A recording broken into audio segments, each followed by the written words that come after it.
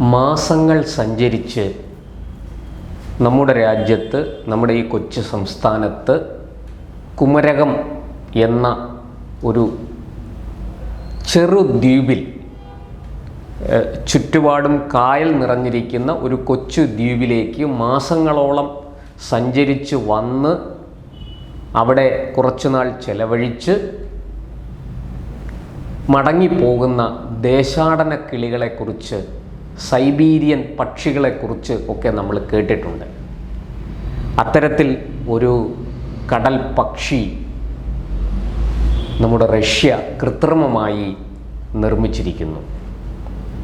അത് മറ്റൊന്നുമല്ല, ഒരു മിസൈലാണ്, ക്രൂയിസ് മിസൈൽ. പരിധിയില്ലാത്ത മണിക്കൂറുകൾ ആകാശത്തിലൂടെ സഞ്ചരിക്കാൻ കഴിയുന്ന ആ മിസൈലിൻ്റെ പരീക്ഷണം വിജയകരമായി പൂർത്തിയാക്കിയെന്നാണ് റഷ്യ അവകാശപ്പെടുന്നത്. റഷ്യൻ പ്രസിഡന്റ് വ്ളാദിമിർ പുടിനാണ് ഇത് സംബന്ധിച്ച വിവരം പുറത്തുവിട്ടത്. എന്തായാലും അമേരിക്കയുടെയും ട്രംപിൻ്റെയും യൂറോപ്യൻ യൂണിയൻ്റെയും അവരുടെ പിണിയാളുകളായിരിക്കുന്ന സെലൻസ്കിയെ പോലെയുള്ളവരുടെയും ചങ്കിടിപ്പ് ഏറിയിരിക്കുകയാണ്. ഈ മിസൈൽ വിജയകരമായി പരീക്ഷിച്ചതോടുകൂടി അത് വിന്യസിക്കാൻ നിർദ്ദേശിച്ചിരിക്കുകയാണ് വ്ളാദിമിർ പുടിൻ. നോക്കാം നമുക്ക് അതിൻ്റെ വിശേഷങ്ങൾ എന്തൊക്കെയാണെന്ന്. എന്തായാലും കഴിഞ്ഞ ദിവസം മോസ്കോയിലാണ് ഇത് സംബന്ധിച്ച് പ്രഖ്യാപനം നടന്നത്. അതായത് വ്ളാഡിമിർ പുടിൻ പറയുന്നത്, അദ്ദേഹം നൽകുന്ന വിവരങ്ങൾ ഞാൻ പങ്കുവയ്ക്കാം.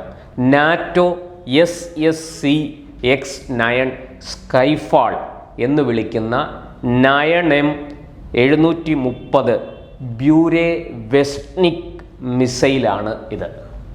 ഈ ബ്യൂരേ-വെസ്റ്റ്നിക് എന്ന് റഷ്യൻ പദത്തിൻ്റെ അർത്ഥം കടൽ പക്ഷി എന്നാണ്. മണിക്കൂറുകളല്ല, ദിവസങ്ങളോളം പറക്കാൻ കഴിയുന്ന കടൽ പക്ഷി എന്നാണ് ഇതിൻ്റെ അർത്ഥം. ആ അർത്ഥം വരുന്ന പേരാണ് ഈ ക്രൂയിസ് മിസൈലിനും റഷ്യ നൽകിയിരിക്കുന്നത്. ഇത് സംബന്ധിച്ച് വിശദാംശങ്ങൾ, അതായത് 14,000 കിലോമീറ്റർ ദൂരം ഇത് സഞ്ചരിച്ചു. അതിൻ്റെ പരീക്ഷണത്തിൽ തന്നെ, ആ പരീക്ഷണം വിന്യസിച്ചപ്പോൾ, പരീക്ഷിക്കാനായിട്ട് അത് തൊടുത്തപ്പോൾ 14,000 കിലോമീറ്റർ അത് സഞ്ചരിച്ചു എന്നാണ്. ഏതാണ്ട് 15 മണിക്കൂർ അത് വായുവിലുണ്ടായിരുന്നു എന്നാണ് പുടിൻ അവകാശപ്പെടുന്നത്. അതുപോലെ ഈ റഷ്യൻ സായുധ സേനയുടെ chief of general staff Valery Gerasimov ഇത് സംബന്ധിച്ച് കൂടുതൽ വിവരങ്ങൾ, അതായത് പുടിൻ പറഞ്ഞ കാര്യങ്ങളെ ശരിവെച്ചുകൊണ്ട് രംഗത്തെത്തിയിട്ടുണ്ട്. അതുകൊണ്ട് തന്നെ ഈ മിസൈൽ അതിർത്തികളിലും മറ്റും വിന്യസിക്കാനുള്ള അടിസ്ഥാന സൗകര്യങ്ങൾ ഒരുക്കാനുള്ള നിർദ്ദേശവും പുടിനിൽ നിന്ന് ലഭിച്ചു എന്ന് ചീഫ് ഓഫ് ജനറൽ സ്റ്റാഫ് പറയുന്നു.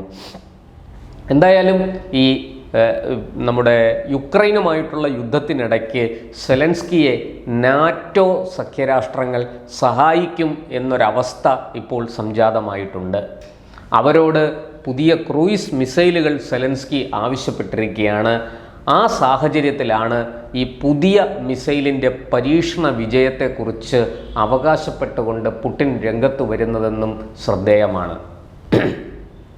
എന്തായാലും എത്രയും പെട്ടെന്ന് റഷ്യയോട് വെടി നിർത്തണം എന്നാവശ്യപ്പെട്ട അമേരിക്കയ്ക്കും അമേരിക്കയെ പിന്താങ്ങുന്ന യൂറോപ്യൻ യൂണിയനും ഒക്കെ ഇതൊരു വലിയ വെല്ലുവിളിയാണ് എന്ന് വ്യക്തമാണ്. എന്തായാലും 2018 റഷ്യൻ പ്രസിഡന്റ് വ്ളാദിമിർ പുടിൻ 6 തന്ത്രപ്രധാന രഹസ്യ ആയുധങ്ങളുടെ നിർമ്മാണം ആരംഭിക്കാൻ റഷ്യയിലെ ശാസ്ത്രജ്ഞരോട് നിർദ്ദേശിച്ചത്. അതിൻ്റെ ഉദ്ഘാടനവും അദ്ദേഹം തന്നെ നിർവഹിച്ചു. അതിൻ്റെ ഭാഗമായിട്ട് ആണ് ഈ ബ്യൂരേ-വെസ്റ്റ്നിക് എന്ന ഈ മിസൈൽ ഇപ്പോൾ വികസിപ്പിച്ചെടുത്തിരിക്കുന്നത് എന്നാണ് പറയുന്നത്. എന്തായാലും മിസൈൽ പ്രതിരോധങ്ങൾക്കും റഡാറുകൾക്കും ഒന്നും ഇതിനെ പിടിക്കാൻ സാധിക്കില്ല. അവയുടെ കണ്ണ് വെട്ടിച്ച് സഞ്ചരിക്കാനുള്ള കഴിവ് ഈ കടൽ പക്ഷിക്ക് ഉണ്ട് എന്നും ഇൻ്റർസെപ്റ്ററുകളെ അടക്കം മറികടക്കാനുള്ള ശക്തി, താക്കത്ത് ഇതിനുണ്ട് എന്നാണ് പ്രതിരോധ മേഖലയിലെ വിദഗ്ധർ ചൂണ്ടിക്കാണിക്കുന്നത്. അതായത് നേരത്തെ അമേരിക്കയുടെ ഒരു പ്രോജക്റ്റ് ഉണ്ടായിരുന്നു. അതിൻ്റെ പേര് US പ്രൊജക്റ്റ് പ്ലൂട്ടോ എന്നാണ്. അത് 1957 നിർത്തലാക്കപ്പെട്ടതാണ്. അതിനോട് സാമ്യമുള്ളതാണ് റഷ്യ ഇപ്പോൾ വികസിപ്പിച്ചിരിക്കുന്ന ഈ ക്രൂയിസ് മിസൈൽ എന്നാണ് ഈ രംഗത്തുള്ള വിദഗ്ധർ പറയുന്നത്. എന്തായാലും ഈ കടൽ പക്ഷി എന്നുള്ള പേര് വെറുതെ ഇട്ടതല്ല.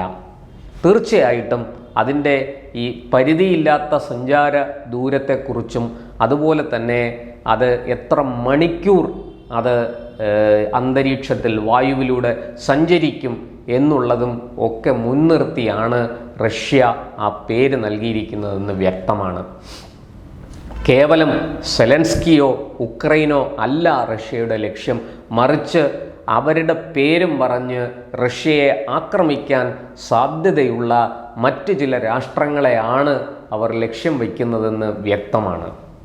അതായത് ഞങ്ങൾ റഷ്യയിലിരുന്ന് നനച്ചാൽ വൈറ്റ് ഹൗസ്, അമേരിക്കയിലെ വൈറ്റ് ഹൗസ് വേണമെങ്കിലും തവിട് പൊടിയാക്കും എന്ന ഒരു ഭീഷണി കൂടി അതിനകത്ത് അടങ്ങിയിട്ടുള്ളതായി രാജ്യാന്തര നയതന്ത്ര വിദഗ്ധർ പറയുന്നു. റഷ്യയെ സംബന്ധിച്ചിടത്തോളം ഈ മിസൈൽ ടെക്നോളജിയിൽ അവർ വളരെ മുന്നിലാണ്. അവർ ഒട്ടും മോശക്കാരല്ല. ഇടക്കാലത്ത് അവർ ഒന്ന് അറച്ചു പോയെങ്കിലും പിന്നീട് കയറി വരുന്ന കാഴ്ച നമ്മൾ കണ്ടതാണ്. ഇന്ത്യയെ പോലെ തന്നെ മിസൈൽ ടെക്നോളജിയിൽ അവർക്ക് വലിയ നേട്ടങ്ങൾ അവകാശപ്പെടാനുണ്ട്. പക്ഷേ എന്തൊക്കെ തരം ആയുധങ്ങൾ, മിസൈലുകൾ അവരുടെ കൈവശമുണ്ട് എന്നിന്നും ലോകത്തിന് അറിഞ്ഞുകൂടാ. നമുക്ക് പറയാവുന്ന ഒരു കാര്യം, ഇന്ത്യയുമായിട്ട് ചേർന്ന് റഷ്യ വികസിപ്പിച്ചെടുത്തൊരു ആയുധമാണ് ബ്രഹ്മോസ് മിസൈൽ.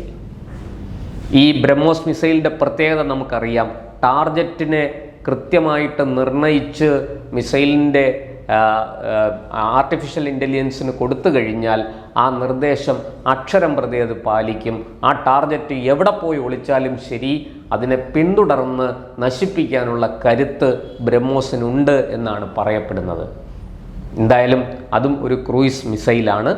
അങ്ങനെ ക്രൂയിസ് മിസൈലുകളുടെ കാര്യത്തിൽ റഷ്യ വളരെ മുന്നിലാണ് എന്ന് ഈ കടൽ പക്ഷിയുടെ പരീക്ഷണ വിജയം തെളിയിക്കുന്നു.